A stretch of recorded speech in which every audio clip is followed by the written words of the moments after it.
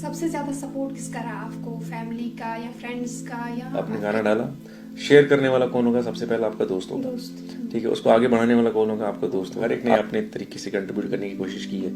तो अगर मैंने कुछ थोड़ा बहुत भी अगर जिंदगी में हासिल किया है तो मेरे अकेले का नहीं है, उसमें बहुत सारे लोगों का हाथ है, बहुत सारे लोगों का सपोर्ट है, और वो रियलाइजेशन जो है मुझे हमेशा है और रहेगी। अगर मैं इस प्रोफेशन में नहीं होता तो मुझे नहीं लगता मैं कभी जिंदगी में सोच भी सकता कि मैं दुबई देखूंगा या मैं कोई कंट्रियां देखूंगा या मैं ऐसे लोगों से मिलूंगा।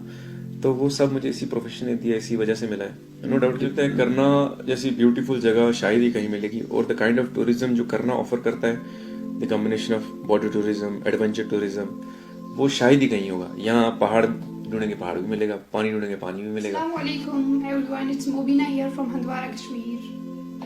Meet the man behind hits like Gum Kha Gaya और बेटी song. Waqar Khan साहब, the voice that made Pahari songs go global. Karna's own musical icon is here with us on Radio Rohe Karna. तो मेरे साथ इस वक्त मौजूद है करना के मशहूर मारूफ गायक वकार खान साहब। वकार साहब, आपको रेडियो रूहे करना पर बहुत खुशामदीद। थैंक यू जी, बहुत शुक्रिया दावत के लिए, और मुझे मौका मिला कि रूहे करना पे आने का, उसके लिए बहुत शुक्रिया। आपकी पैदाइश कहाँ हुई और फिर उसके साथ ज़ेर तालीम और हालात ज़िंदगी कैसी रही आपकी? Thank you. I belong to this place only, करना, यहीं से हूँ, यहीं पे पैदाइश भी हुई है। और स्कूलिंग मेरी बहुत कम वक्त के लिए यहाँ पे हुई, उसके बाद मैं श्रीनगर चला गया पढ़ाई के सिलसिले में। स्कूलिंग ऑलमोस्ट श्रीनगर में ही हुई है, थोड़े वक्त के लिए, लेकिन यहाँ पे भी शुरुआत के कुछ सालों में स्कूल गया हूँ यहाँ। फिर मैं श्रीनगर चला गया, श्रीनगर में मैंने अपनी स्कूलिंग पुलिस पब्लिक स्कूल से की। मेरे वालिद पुलिस में थे, तो उस स्कूल से मैंने अपनी जो है 12th तक पढ़ा। फिर उसके बाद यूनिवर्सिटी मैंने जो है बाबा गुलाम शहबाज यूनिवर्सिटी से BBA किया था। फिर इसी दौरान जो स्कूल के दौरान से ही जो म्यूजिक का सिलसिला भी है वो शुरू हो चुका था। स्कूल के फंक्शंस में आहिस्ता आहिस्ता पार्टिसिपेट करना, तो वो शौक वहाँ से पैदा हुआ था। फिर वैसे ही वो आहिस्ता चलते चलते आगे शौक कब एक हॉबी बन गई, हॉबी पैशन बना, पैशन फिर आज प्रोफेशन बन गया। सुनने में ये भी आया है कि आप शायद पहले टीचिंग प्रोफेशन से भी मुंसलिक थे, तो फिर उसको छोड़ के आप सिंगिंग में आ गए। वो पर्सनल सेटिस्फेक्शन ही एक वजह थी, जो हर इंसान चाहता है कि जो जिसमें उसको सेटिस्फेक्शन मिले, जो उसको वो करना चाहता है मन से, हर एक इंसान चाहता है कि उसको वही काम मिले। तो वजह वही थी जब मैंने वो शिफ्ट किया। उससे पहले भी मैं कुछ और काम कर रहा था। जब मैंने कॉलेज खत्म किया तो मैं दिल्ली में कॉर्पोरेट में काम करता था। आई वॉज इनटू सेल्स, वहाँ पे मैंने 1.5 साल काम किया। फिर उसी दौरान मैं यहाँ पे एजुकेशन डिपार्टमेंट में कुछ टाइम के लिए आया। फिर विद टाइम रियलाइजेशन हुई कि नहीं, वो जो शौक है उसको जगाए रखना है, उसको तराशना है। सो फिर मैंने एक बहुत बड़ा डिसीजन लिया, बहुत मुश्किल और बहुत कठिन डिसीजन था उस टाइम पे, सब चीज़ें छोड़ छाड़ के। फिर मैंने म्यूजिक को परसीव किया, और उस पॉइंट ऑफ टाइम पे म्यूजिक को परसीव करना मुझे लगता है बहुत ही, अगर कोई अक्लमंद आदमी से भी आप पूछते तो बोलते ये गलत किया, क्योंकि तब बिल्कुल ही कोई स्कोप नहीं था, बिल्कुल ही कोई ऐसे प्लेटफॉर्म अवेलेबल नहीं थे। इंटरनेट भी अभी, मतलब फ्री वाला इंटरनेट अभी भी नहीं आया था, बहुत महंगा होता था इंटरनेट भी। तो फिर चीज़ें लेकिन Aahista Aahista with the grace of God align होती गई, और आगे चीज़ें बनती गई ऊपर वाले के करम से और लोगों के प्यार से, जो है कि इस काबिल बन पाए कि आज यहाँ आपके सामने बैठ के बात कर पा रहे हैं। जी, तो जब आपने ये रास्ता चुना म्यूजिक का, तो सबसे ज्यादा सपोर्ट किसका रहा आपको, फैमिली का या फ्रेंड्स का या आपके जो उस्ताद थे, किसने आपको ज्यादा सपोर्ट किया? सबसे पहले जो जिन्होंने रिकॉग्नाइज किया कि मुझ में शायद थोड़ा बहुत टैलेंट है गाने का। देखिए, टैलेंट सब में ही होता है। अब प्रॉब्लम ये है कि हम अगर 10 लोगों में सेम काइंड ऑफ टैलेंट है, सिर्फ एक बंदा उस पर काम करता है और वही आगे भी जाता है, बाकी 9 हम पहले ही हार मान लेते हैं। तो सबसे सपोर्ट मिला। इनिशियल स्टेज में थोड़ा मुश्किल भी रहा, स्ट्रगलिंग था बहुत, खासकर हमारी सोसाइटी में जहाँ पे थोड़ा सा भी शायद इतनी एक्सेप्टेंस नहीं थी तब उस टाइम पे। आए तो फिर भी अल्हम्दुलिल्लाह इट्स मच बेटर। तब उतनी एक्सेप्टेंस नहीं थी और मुश्किलें आई फिर, लेकिन सबसे जो बड़ा जो सपोर्ट जो आपका होता है, जो ग्रुप होता है, वो मुझे लगता है आपके जो क्लोज सर्कल में जो फ्रेंड्स होते हैं वही होता है। आपने गाना डाला, शेयर करने वाला कौन होगा? सबसे पहला आपका दोस्त होगा। ठीक है, उसको आगे बढ़ाने वाला कौन होगा? आपका दोस्त होगा। आपके साथ शूट पे जाने वाला कौन होगा? आपका दोस्त होगा। तो वो ग्रुप जो था मेरा फ्रेंड सर्कल था, उन्होंने तब मुझे बहुत सपोर्ट किया इन टर्म्स ऑफ फाइनेंशियली भी बहुत उन्होंने हेल्प की। मेरे साथ शूट पे जाते थे, मेरे साथ छोटे छोटे शोज होते थे, हम वहाँ जाते थे ताकि पैसा इकट्ठा करें, गाने बनाएं। तो दोस्तों ने बहुत साथ दिया। फिर वक्त के साथ हर एक आगे बहुत सपोर्ट मिला, प्यार भी मिला, लोग मिलते गए, और हर एक ने अपने तरीके से कंट्रीब्यूट करने की कोशिश की है। तो अगर मैंने कुछ थोड़ा बहुत भी अगर ज़िंदगी में हासिल किया है, मैं नहीं कह रहा कि बहुत अफलातून बन गया है, बहुत कोई बड़ा तीर मार लिया, लेकिन अगर थोड़ा बहुत भी और कोई अचीवमेंट है तो मेरे अकेले का नहीं है, उसमें बहुत सारे लोगों का हाथ है, बहुत सारे लोगों का सपोर्ट है, और वो रियलाइजेशन जो है मुझे हमेशा है और रहेगी। जी, तो आपका पहला गाना कौन सा था और लोगों का क्या रिएक्शन था उस पे? मेरा सबसे पहला गाना जो था वो 2017 में मैंने किया था, जब मैं, जैसे मैंने जिक्र किया, मैं जब कॉर्पोरेट जॉब में था, तो तब भी मैं, बस मेरा फोकस यही होता था कम मुझे सैलरी मिले, मैं जाके गाना बनाऊं। तो सबसे पहला गाना जो मैंने किया था पहाड़ी गाना किया था, रखियां संभाल के, एक ट्रिब्यूट दिया था टू नूर अहमद कुरैशी एंड अब्दुल रशीद कुरैशी साहब को, जो हमारे बड़े नोन फोक सिंगर्स हैं और राइटर हैं करना के। तो उनको मैंने ट्रिब्यूट दिया था रखियां संभाल के। और उस सेम टाइम पे मैं एक दिल्ली में था, मैं तो एक सेम स्पेनिश बैंड, एक इंग्लिश बैंड था, तो उनके साथ भी काम करता था। तो वो मैंने आइडिया वहाँ से लेके, उस स्पेनिश म्यूजिक का आइडिया लेके पहाड़ी म्यूजिक का उसको क्लब करके फ्यूजन करके गाना बनाया था उस टाइम पे 2017 में। वो लोगों ने काफ़ी पसंद किया, फिर उसके बाद फिर सिलसिला शुरू हो गया गानों का। जी, आपने बहुत पहाड़ी गाने गाए हैं और उनमें से कुछ पॉपुलर भी हुए, लाइक बेटी या गम खा गया।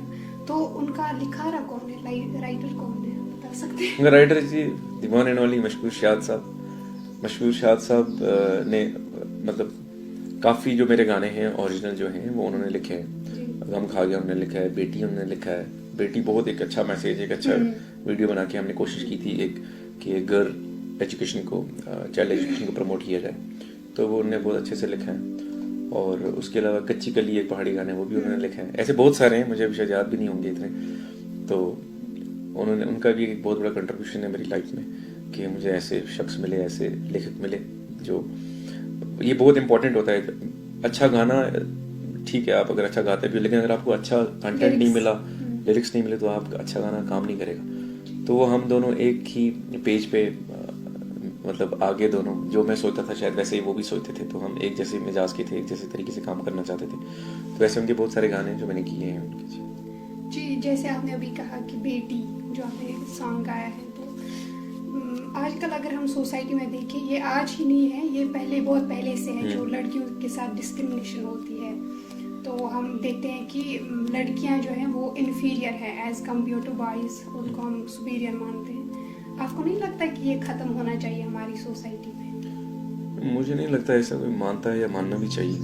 लड़की इन्फीरियर नहीं है, मेरी बेटी है। अब कोई उसके बारे में ऐसा कहे मैं तो उसकी जान ले लूँ तो ऐसा मैं तो बिल्कुल नहीं। और मुझे नहीं लगता आज की दौर में ये चीज़ें एग्जिस्ट करते हैं। होंगे शायद, थोड़ा सा ये है कि बैकवर्ड एरियाज में, जिनकी मतलब अभी सोच डेवलप नहीं हुए हैं अभी, नहीं, सोच वैसी नहीं होगी शायद। हम ये है कि हमारे पास इतनी अपॉर्चुनिटीज नहीं रहती है गर्ल्स के लिए, ठीक है। जैसे मैं अगर लड़का हूँ, मैं कहीं पे भी जाके काम कर पा रहा हूँ, अभी यहाँ से करना से जाऊँगा, श्रीनगर में भी रह पाऊंगा। शायद लड़की उस तरीके से हम उसको वो फ्रीडम नहीं दे पा रहे, वो कर नहीं पा रही। बट सोच हमारी दोनों के लिए बराबर ही है, मुझे उसमें कोई शक नहीं है। हर एक इंसान अच्छा सोचता है अपने बच्चों के लिए, चाहे वो लड़की हो लड़का हो। लेकिन आपकी बात भी सही है कि शायद हमारे पास अभी वो उतनी अपॉर्चुनिटीज़ हम जो है लड़कियों को नहीं दे पाते, या उतने प्लेटफॉर्म्स उनके लिए अवेलेबल नहीं है। बट विद टाइम अब मुझे लगता है सोसाइटी ग्रो हो रही है, पढ़े लिखे लोग आ रहे हैं सामने, और ये जो बैरियर इक्का दुक्का थोड़ा है, तो ये विद टाइम खत्म हो जाएगा। तो आपको स्टेट अवार्ड भी मिला है 2022 में। जेके गवर्नमेंट ने स्टेट अवार्ड से नवाजा था फॉर परफॉर्मिंग आर्ट। तो ये मैं आपको उसका किस्सा सुनाता हूँ कि मैं दिल्ली में था उसी टाइम में, दुबई का एक टूर खत्म करके दिल्ली में था। तो 26 जैन को ये अनाउंस हुआ था रात के 12 बजे।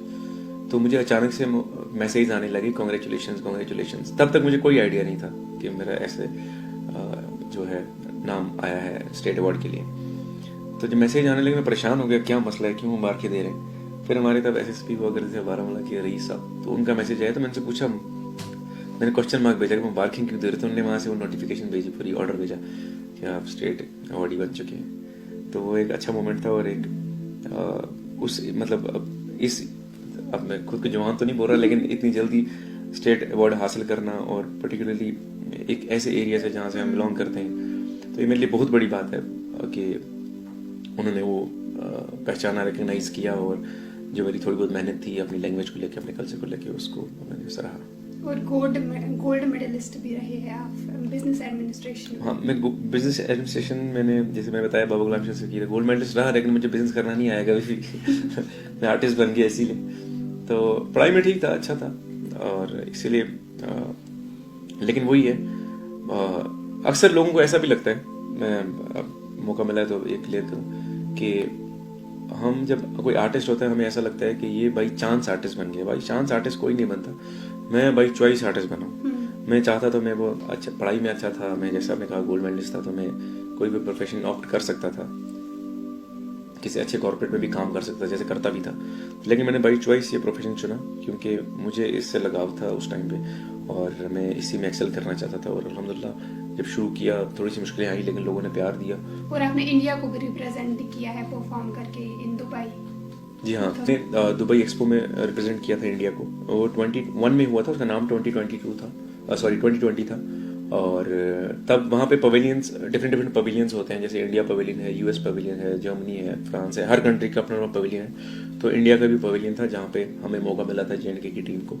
सो मैं आई फील लकी कि मुझे वो मौका मिला, मैंने वहाँ रिप्रेजेंट किया। हमने अपना जो कल्चर है, अपना परफॉर्मेंसेज वहाँ पे की, और वहाँ पे परफॉर्मेंसेस बड़ा यूनिक एक्सपीरियंस था, क्योंकि सामने सुनने वाले जो थे वो आपकी लोकल ऑडियंस नहीं थी, वो इंटरनेशनल ऑडियंस थी। और कोई अरबी था, कोई इंग्लिश बोलता था, कोई जर्मन था, कोई स्पेनिश था, तो अलग अलग लैंग्वेज के लोग थे, लेकिन वो फिर भी वो झूम रहे थे, पता कर रहे थे क्या लैंग्वेज है, कहाँ से आए हैं लोग। तो वो एक अच्छा मौका था, और वो एक अच्छा मीडियम भी बना कि आपने अपनी लैंग्वेज को प्रमोट करने के लिए कुछ ऐसा किया। आपने फॉरेन ट्रिप्स भी किए हैं, तो वहाँ पे आपने मतलब पहाड़ी कल्चर या अपनी लैंग्वेज को प्रमोट करने का आपका कैसा?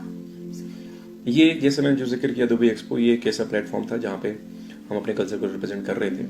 बाकी जब भी मौका मिलता है कहीं पे भी जाते हैं तो अपने यहाँ की लोकल जो लैंग्वेज है उसके सॉन्ग्स हो गए या बाकी सब चीज़ें वो तो प्रेजेंट करते ही हैं, और उससे प्रमोशन भी होती है। और मेरा ये भी मानना है कि जब हम, जैसे फॉर एग्जाम्पल अगर पहाड़ी लैंग्वेज को प्रमोट करना है, तो हम जब किसी एक नॉन पहाड़ी भी अगर हमारा गाना सुनता है या हमारी जगह के बारे में पता करता है, उसको पता चलता है, तो वो प्रमोशन होती है। तो वो वैसा मौका हमें बहुत मिला है। आपने गाने का एक जिक्र किया, गम खा गया, मशहूर शाह साहब ने लिखा था।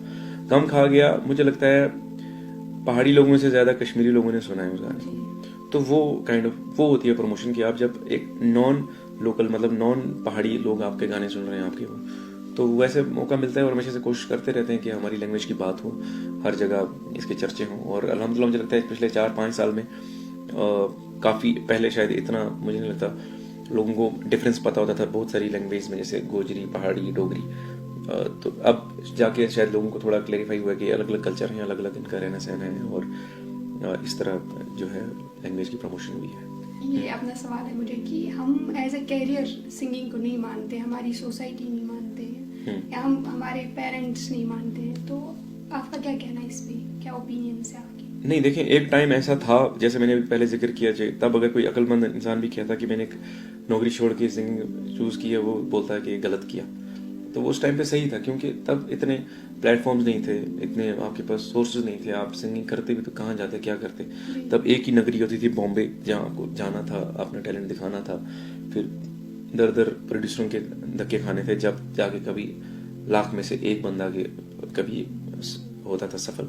लेकिन अब चीज़ें आसान हैं, अब यू हैव सोशल मीडिया, आपके पास इतने प्लेटफॉर्म अवेलेबल हैं। आप मेरी एग्जांपल लीजिए, मैं अगर सोशल मीडिया नहीं होता तो मुझे लगता मैं यहाँ बैठा होता इस टाइम। तो वो सोशल मीडिया की वजह से चीज़ें अब आसान हो गई हैं। अब you can opt it as a career, as a profession, और बहुत अच्छा कर रहे हैं लोग। अभी जैसे आपने देखा होगा हमारे यहाँ पे हमारे एक सिंगर है फ़हीम अब्दुल्ला, उन्होंने इतने अच्छे अच्छे गाने दिए बॉलीवुड में। हम खुद, अगर मैं इस प्रोफेशन में नहीं होता तो मुझे नहीं लगता मैं कभी जिंदगी में सोच भी सकता था कि मैं दुबई देखूंगा, या मैं कोई कंट्रियां देखूंगा, या मैं ऐसे लोगों से मिलूंगा।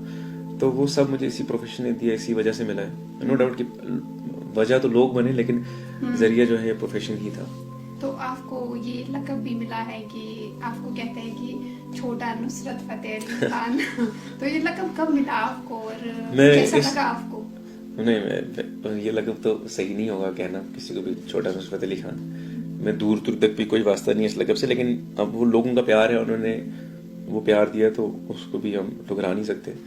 ये असल में मैंने जब शुरुआत की थी तो मैंने नुसरत फतेह अली खान साहब के गाने बहुत सारे रीमेक किए थे, तो उनको तब वो लोगों ने बहुत पसंद किए, तो इसलिए उन्होंने वो उसके साथ जोड़ने की कोशिश की। तो ये जोड़ना ही बहुत बड़ा गुनाह है उनके साथ। वो एक खुद में एक इतनी बड़ी शख्सियत रही है म्यूज़िक की कि हम तो उनके आसपास भी नहीं जा सकते, लेकिन वो लोगों का प्यार है, हमदर्दी है, उसके लिए हमेशा मैं शुक्रगुजार रहूँगा। तो आजकल जो मतलब यंग आर्टिस्ट्स हैं या सिंगर्स हैं जो गाना चाहते हैं और उनको सपोर्ट नहीं मिलता, तो उनके लिए कुछ खास मैसेज? देखिए, सपोर्ट किसी को भी नहीं मिला, मुझे भी नहीं मिला था शुरुआत में। मैं कल एक डॉक्यूमेंट्री देख रहा था, लीला चेन ऑफ होटल्स है, उनकी डॉक्यूमेंट्री देख रहा था, तो उनको भी सपोर्ट नहीं मिला। फिर मैं होंडा वाले की डॉक्यूमेंट्री देख रहा था, जिनने होंडा बनाया, उनको भी सपोर्ट नहीं मिला। होंडाई वाले की देख रहा था, उनको भी सपोर्ट नहीं मिला। ओबराई की देख रहा था, उनको भी सपोर्ट नहीं मिला। सब हम्बल बैकग्राउंड से आए थे, लेकिन सब में एक चीज कॉमन थी उनमें कि उन्होंने हार नहीं मानी, वो लगे रहे। लोग खींच रहे थे, कमेंट्स पास कर रहे थे, टांग खींच रहे थे, लेकिन उन्होंने हार नहीं मानी, वो लगे रहे और एक दिन वो कामयाब हो गए। तो आपका लक्ष्य क्लियर होना चाहिए, आपका विजन क्लियर होना चाहिए, आपने करना क्या है, वो प्लानिंग क्लियर होनी चाहिए। मुझे नहीं लगता आज की डेट में, जैसे आपने बर्डिंग आर्टिस्ट की बात की, आज की डेट में कि आपको कोई भी रोक सकता है, या इतने हैवी इन्वेस्टमेंट्स या हैवी किसी टूल्स की जरूरत है। यू हैव अ फोन, आप इस पे गाना रिकॉर्ड करें, अगर आपके पास टैलेंट है वो ऑटोमेटिकली दुनिया तक पहुंचेगा। आपका काम ये है कि उसको पहुंचाना है दुनिया तक। आप ऐसा ना सोचेंगे आपके पास टैलेंट है तो लोग चल के घर पे आएंगे, भाई हमें सुनाओ, नहीं, आपने वो पब्लिक तक पहुंचाना है, आपने रिलीज करना है, आपने काम करना है, आपने कंटेंट डालना है। ऑटोमेटिकली एक ना एक दिन वो क्लिक हो जाएगा और आप जो डिजर्व करते हैं, जो रिस्पेक्ट एंड ऑनर, वो आपको मिलेगा। नूरैन सिस्टर्स के साथ आपने डुएट सॉन्ग किए थे, हाँ, तो वो कैसा रहा वो सॉन्ग? पहले तो मैं उनका नाम लेते ही डरता हूँ। वो ऐसे सिंगर्स थे, नूरान सिस्टर्स, आप सब जानते होंगे। तो ये मुझे मौका मिला, उनका एक गाना था रंग रंगाऊं, तो वो कश्मीर में शूट हो रहा था, तो उनको चाहिए था कि कोई लोकल वॉइस कश्मीर की जिसका थोड़ा सूफी टच हो और कश्मीरी वाला फ्लेवर चाहिए था उनको। तो लकीली मेरे को कॉल आया और फिर मैं किसी शो कर रहा था, तो अचानक मैसेज आया किसी मेरे म्यूचुअल फ्रेंड का उनके, इस तरह बॉम्बे में कोई रिकॉर्डिंग है नूरान सिस्टर्स के साथ। तो मुझे लगा मजाक कर रहे हैं, पहले मैंने शो बंद किया, साइड पे गया, बात की, तो जब चीज़ें क्लियर हुई मैंने कहा मजाक नहीं करना, बोलना अच्छा आप, उन्होंने कहा आप ऐसा करो, आप अपने डिटेल्स भेजो, हम आपकी टिकट भेज रहे हैं। तो जब उन्होंने टिकट भेजी मेरे को हो गया श्योर भाई कि कुछ बात तो है। फिर मैं बॉम्बे गया, फिर मैंने गाना रिकॉर्ड किया उनके साथ, वो गाना फिर टी सीरीज ने उसको रिलीज भी किया। तो एक बहुत बड़ी अपॉर्चुनिटी थी मेरे लिए, मुझे लगता है वो लाइफ टाइम मुझे याद रहेगा कि मैंने नूरान सिस्टर्स के साथ एक ड्यूट गाना किया है। तो वो मेरे लिए बहुत बड़ी एजाज की बात थी। जी, आपने बहुत सारे गाने किए हैं, तो आपको खुद क्या पसंद है, मतलब कौन से गाने गाना आप पसंद करते हो, लाइक सूफी, रोमांटिक या फोक, कौन से? मैं ज़्यादातर तो सूफी ही गाता हूँ और with flavour of folk as well. तो सूफी और फोक ही जो है मेरा जॉनर है और वही मैं ज़्यादातर परफॉर्म भी करता हूँ। रोमांटिक इतने मैं खुद हूँ भी नहीं रोमांटिक, तो इसलिए इतने मैं गाए भी नहीं और ना गाता भी नहीं हूँ। ज़्यादातर मुझे यही पसंद है कि सूफी जो महफिल्स होती हैं जहाँ पे लोग सुनते हैं मतलब कलाम को, हाँ, तो वैसी महफिलें अच्छी लगती हैं। तो सूफी और थोड़ा बहुत फोक का टच उसमें रहता ही है। तो एक सिंगर के तौर पर आपको सबसे ज्यादा मुश्किल कब पेश आई, जब से आपने मतलब आप इस फील्ड में आए? ऊपर वाले का बड़ा करम रहा है कि उतनी, मुझे लगता है उतना ज्यादा स्ट्रगल नहीं किया मैंने जितने लोग करते हैं या सुनते हैं हम। मेरे साथ चीजें ठीक रही क्योंकि आपकी आवाज अच्छी थी। नहीं, आवाज देखिए, आवाज तो यहाँ इस टाइम अगर आप ढूंढने निकलोगे मेरे से 1000 गुना अच्छे गाने वाले आपको मिल जाएंगे। सिर्फ डिफरेंस उस अच्छे गाने वाले और मेरे नॉर्मल गाने वाले में ये है कि मैंने हासिल किया, मैंने स्ट्रगल किया, मैं निकला बाहर, मैंने मेहनत की। वो अच्छी आवाज लेके शायद वहीं बैठा रहे तो वो अच्छी आवाज का कोई काम नहीं है, वो टैलेंट जाया हो जाएगा ऊपर वाले ने अगर आपको दिया है, आप जब तक उसको तराशेंगे नहीं। तो उतनी ज्यादा मुश्किलें मुझे नहीं लगता मुझे आई जितनी आती हैं लोगों को। मुझे बहुत प्यार मिला, बहुत एक्सेप्टेंस मिली और लोगों से, और आज भी अभी तक बहुत प्यार मिलता है। अपने लोग यहाँ पे जब करना में आता हूँ या आपकी टीम जो बिहाइंड द कैमरा है, ये सब, इसके अलावा कि मैं यहाँ इंटरव्यू के लाए हुए सब मेरे दोस्त हैं, सब जानते हैं कि वो प्यार इनसे भी मिलता है और बाकी लोगों से भी। तो मुझे वो स्ट्रगल वाला फेज मैंने देखा नहीं सच में, लेकिन ये था कि वो मेहनत मैंने की, वो अब उसको अब मैं स्ट्रगल नहीं कहता, वो मेहनत है, वो एक इंसान की ड्यू होती है, उसने करना ही होता है। अगर कोई अचीवमेंट आपने किसी जगह पहुंचना है तो वो करनी है, तब आपको वो मिलेगी। अगर उस हार्ड वर्क को या उस मेहनत को आप स्ट्रगल बोले तो वो स्ट्रगल नहीं है, उसके अलावा मुझे लगता है मैंने कोई स्ट्रगल की है। Thank you. करना जो एक बहुत खूबसूरत वैली है, और टूरिज्म के तौर पर आप किस तरह इसको देखते हो? मुझे लगता है करना जैसी ब्यूटीफुल जगह शायद ही कहीं मिलेगी, और द काइंड ऑफ टूरिज्म जो करना ऑफर करता है, the combination of water tourism, adventure tourism, वो शायद ही कहीं होगा। यहाँ आप पहाड़ ढूंढेंगे पहाड़ भी मिलेगा, पानी ढूंढेंगे पानी भी मिलेगा, बॉर्डर पे जाना चाहते हैं बॉर्डर भी मिलेगा। तो और लोकल कल्चर भी अलग है मेनलैंड से, यहाँ का रहना सहना अलग है, तो वो एक अलग एक्सपीरियंस आप यहाँ कर सकते हैं। अभी जैसे आज ही रिसेंटली मैं विजिट किया, SM हिल विजिट किया, इंडियन आर्मी ने ऑर्गेनाइज किया, special thanks to deputy commander, उनके साथ गया वहाँ पे। वो SM हिल की जो फैसिलिटी देखी, मैं आपको एक अपना एक्सपीरियंस शेयर करना चाहता हूँ। मैं आज 2 साल के बाद करना आया हूँ। मैं इसी वजह से नहीं आता था क्योंकि साधना पे जो थोड़ा सा वो चेकिंग नहीं, थोड़ा बहुत जो दिक्कत आती है, तो उस वजह से मैं अवॉइड ही करता था आना यहाँ पे। लेकिन अभी आज उन्होंने मुझे स्पेशली वहाँ लिया और वो विजिट कराया, वो पूरी फैसिलिटी, तो अब चीज़ें थोड़ा सा ये है कि स्मूथ हो गई हैं। वहाँ अब AI बेस्ड उन्होंने जो है टेक्नोलॉजी यूज़ करके वो फेस रिकग्निशन वाले जो सॉफ्टवेयर हैं वो यूज़ किए हैं, ताकि आप जब जाएंगे तो वो ऑटोमेटिकली आपको पहचान के थ्रू कर देगा। तो इतना एक लंबा प्रोसेस जो पहले होता था, पूरा नाम पता लिखाना, कार्ड चेक कराने, वो अब नहीं होगा।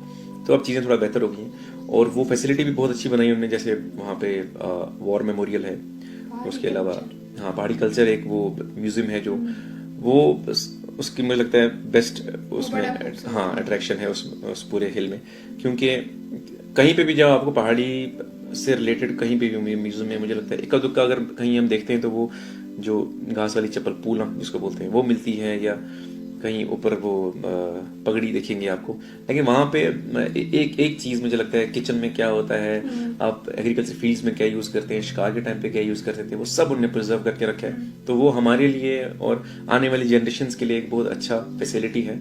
उससे पता चलेगा कि हमारा कल्चर कैसा था, हमारे बाप दादा कैसे रहते थे, और वो अपने रूट्स में हम जो है उनके बारे में पता भी चलेगा और बने भी रहेंगे। तो मैं अभी पॉडकास्ट खत्म करके मैं प्लान कर रहा हूँ कि अपनी बेटी को लेके वहां जाऊंगा, उसको दिखाऊंगा। और अगर आपके माध्यम से मेरे जितने भी दोस्त हैं जो करना से बाहर रहते हैं, आप एक बार जरूर करना आए, विजिट करें, इस खूबसूरती का आनंद उठाएं। और मैं दावे से कह सकता हूँ कि इस जैसी खूबसूरत वादी और इस जैसे खूबसूरत लोग भी आपको कहीं पे नहीं मिलेंगे। द मोस्ट वेलकमिंग लोग, और मेहमान नवाजी की कोई आपको शिकायत नहीं आएगी यहाँ पे। और आप जाएं, आप उनके घरों में रहें, उनका लोकल कल्चर है, लोकल फूड ट्राई करें, आपको एक बिल्कुल डिफरेंट एक्सपीरियंस मिलेगा और आप जिंदगी भर उस एक्सपीरियंस को याद करेंगे। जी, अगर हम बाहर से देखते हैं ना तो हमें ऐसा लगता है कि ये मतलब इंटरनेशनल एयरपोर्ट है। जब मैं अंदर एंटर हुआ, जैसे आपने कहा, मेरा रिएक्शन यही था, मैंने कहा यार ये तो एयरपोर्ट लग रहा है। तो वाकई एयरपोर्ट की तरह उन्होंने बनाया है, काफी अच्छा है, और लोगों के लिए बनाया है, सोली था, क्योंकि विंटर्स में काफी दिक्कत होती थी। विंटर्स में वहाँ पे खड़े रहते थे लोग, बच्चे होते थे, लेडीज होती थी, उनको ठंड में खड़ा रहना पड़ता था। अब मैं कहता हूँ अगर खड़ा रखें जबरदस्ती ठीक है, तब तक आप साधना कैफे जा सकते हो, कॉफी शॉफी ले सकते हो, और फिर बाकी और जो फैसिलिटीज हैं, वॉर मेमोरियल है या म्यूजियम है, वो देख सकते हो। कि अगर आप सिंगर नहीं होते तो आप क्या बनना पसंद करते, तो आज आप क्या होते? मैं सच बोलूं तो मुझे ये भी नहीं पता कि मैं अब सिंगर कब तक रहूंगा, आगे कोई और प्रोफेशन तो स्विच नहीं कर लूंगा, क्योंकि मैं पहले कॉर्पोरेट में था, कॉर्पोरेट से फिर मैं एजुकेशन से अब इस आर्ट फॉर्म में आया, और पता नहीं शायद अगले 5-6 साल में मैं आप देखोगे मुझे एक जोगी बंदा बैग उठा के पहाड़ों पे घूम रहा है, चल रहा है, या कहीं छोटा मोटा स्कूल खोल के बच्चों को पढ़ा रहा है, तो यू नेवर नो। बट अगर मैं इस टाइम पे अगर सिंगर नहीं होता तो शायद मैं टीचर ही होता, तो मैं उसी फील्ड में होता। आज आप यहाँ रेडियो रूहे करना पे भी आए, तो कैसा लगा आपको, मतलब स्टाफ से मिलके या यहाँ का ये नजारा देख? अमेजिंग। मुझे लगा नहीं था कि इतनी अच्छा फैसिलिटी उन्होंने बनाई होगी, इतना अच्छा रेडियो स्टेशन यहाँ बनाया होगा। मैं सच कह रहा हूँ, honestly speaking with my heart, कि मुझे बिल्कुल यकीन नहीं था कि ऐसा बनाया होगा। बहुत अच्छा है, इंफ्रास्ट्रक्चर वाइज भी बहुत अच्छा है, और काफी टैलेंटेड लोग वो तो दिख ही रहे हैं जो यहाँ पे काम कर रहे हैं, और विद इन नो टाइम इन्होंने जो सोशल मीडिया पे जो ग्रोथ दिखाई है, जो एंगेजमेंट दिखाई है, तो जो रीच दिखाई है, वो अमेजिंग है। To be very honest, from the core of my heart मैं ये कहना चाहता हूँ कि इसमें 1% भी शक नहीं है, न झूठ की कोई गुंजाइश है, कि this is the best facility I have seen in terms of all the community radios across the country. और मुझे बिल्कुल यकीन नहीं था कि इस लेवल का इंफ्रास्ट्रक्चर यहाँ पे डेवलप किया होगा। एंड द टीम, वो उसमें कोई शक ही नहीं है, जो लोग आप काम कर रहे हैं इतने टैलेंटेड हैं, और विद इन नो टाइम जो आपके जो रीच बना है सोशल मीडिया पे, जो एंगेजमेंट है, और इतने पॉपुलर आप हो रहे हैं सब आरजेस। मेरी यही दुआएं हैं कि आप और ज़्यादा अच्छे तरक्की करें, और ज़्यादा काम करें, और हमें फिर ऐसा हो कि हम आपके इंटरव्यू के लिए तरसें कि हमें आपके इंटरव्यू मिले। तो मेरी दुआएं हैं, बेस्ट विशेज़ हैं। और मैंने जैसे अभी टीम से भी बात कर रहा था कि मेरे तक कुछ भी हो, कुछ भी ऐसा जो आपको लगता है कि मेरी तरफ से हो सकता है या मैं कुछ मदद कर सकता हूँ, ताकि हम इस कम्युनिटी रेडियो को या आपकी जो प्रोफेशनल लाइफ है उसको और थोड़ा सा प्लेटफॉर्म पे ला सकते हैं, तो I will be available always. और मुझे बहुत खुशी हुई यहाँ आके, और ये एक अच्छा जरिया बन गया है लोकल आर्टिस्ट के लिए भी, और आप लोगों के लिए भी एक अपना टैलेंट जो है दिखाने के लिए, लोकल इश्यूज डिस्कस करने के लिए। आप इससे बहुत आगे जाएंगे इंशाल्लाह, दुआएं हमारी। Thank you so much. So thank you so much for having me on रूहे करना, एंड मुझे इसका पार्ट बनाने के लिए। हम बहुत शुक्रगुजार हैं आपके, आपने अपना कीमती वक्त निकाल कर आप यहाँ नहीं, अपनी जगह के लिए, अपने लोगों के लिए कोई कीमती वक्त नहीं होता है। मैं ऑलवेज अवेलेबल, जब भी कभी आप मुझे दावत देंगे या बुलाएंगे, मैं दौड़ा चला आऊँगा। Thank you.